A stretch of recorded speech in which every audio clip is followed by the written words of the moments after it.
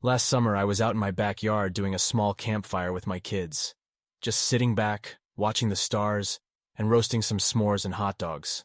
My 9-year-old son, Kevin, was going through a bit of a nerdy phase where he was obsessed with the idea of UFOs, which my wife and I often just brushed off. What was the worst-case scenario? He'd take up an interest in astronomy and work for NASA. Many of the kids in Kevin's class were openly bragging about being on parole and getting into all sorts of trouble, all of course with some concerning home lives fueling the behavior, of course. We figured that having a hobby that was science-related was at least somewhat of a sign we were doing something right. Anyway, this particular night was a beautiful one. Weather was nice, hardly a cloud in the sky. My kids all together either running through the sprinklers or sitting roasting by the campfire. A meteor shower was expected, so Kevin had his telescope set up to get a closer look.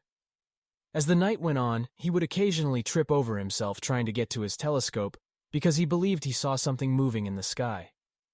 Once it got to be about 9 o'clock at night, my daughter pointed out something falling from the sky. I looked in the direction she was pointing and saw a dark object coming down fast. It looked like a small plane that had an engine go out or something, and the pilot was trying to brace for a crash landing. Whatever the cause was, the trail of smoke coming from the thing was not looking good.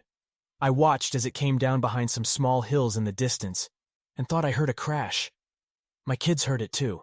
I grabbed my cell phone and dialed 911 to report the incident to the authorities. Where I live is surrounded by a bunch of dry sagebrush. It wasn't uncommon for a lightning strike, discarded cigarettes, fireworks, or off-roaders to set the area on fire. A plane crash was bound to trigger an evacuation. After I got off the phone with the police, I told my kids grab their things and head inside while I stoked the campfire.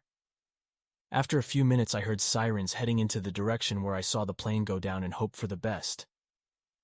About 2 hours later, there was a knock at my front door. I peered outside to see a patrol car sitting in my driveway. When I opened the door, there were 2 officers outside asking me my name.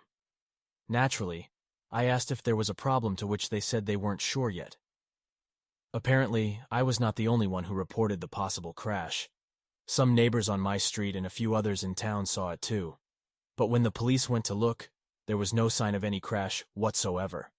I even showed the officers to my backyard and pointed out where my kids and I saw the object. This seemed to confuse them even more. My son must have heard the commotion and came out from his bedroom to ask what was going on. I told him the cops were just asking some questions about the crash, and my son asked if it was a UFO. One of the officers winked towards me and told my son that the thing we saw crash might have been a UFO because they couldn't find anything. Maybe the crew got the problem fixed and managed to fly away safely, the cop suggested.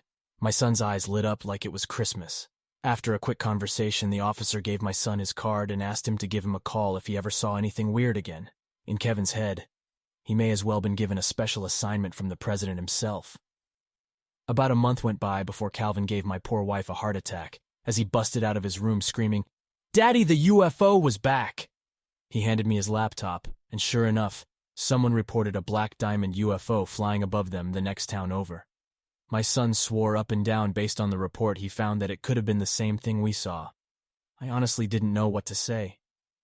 Fast forward to the recent press conference with Dr. Greer and someone talking about being abducted after seeing a black diamond UFO.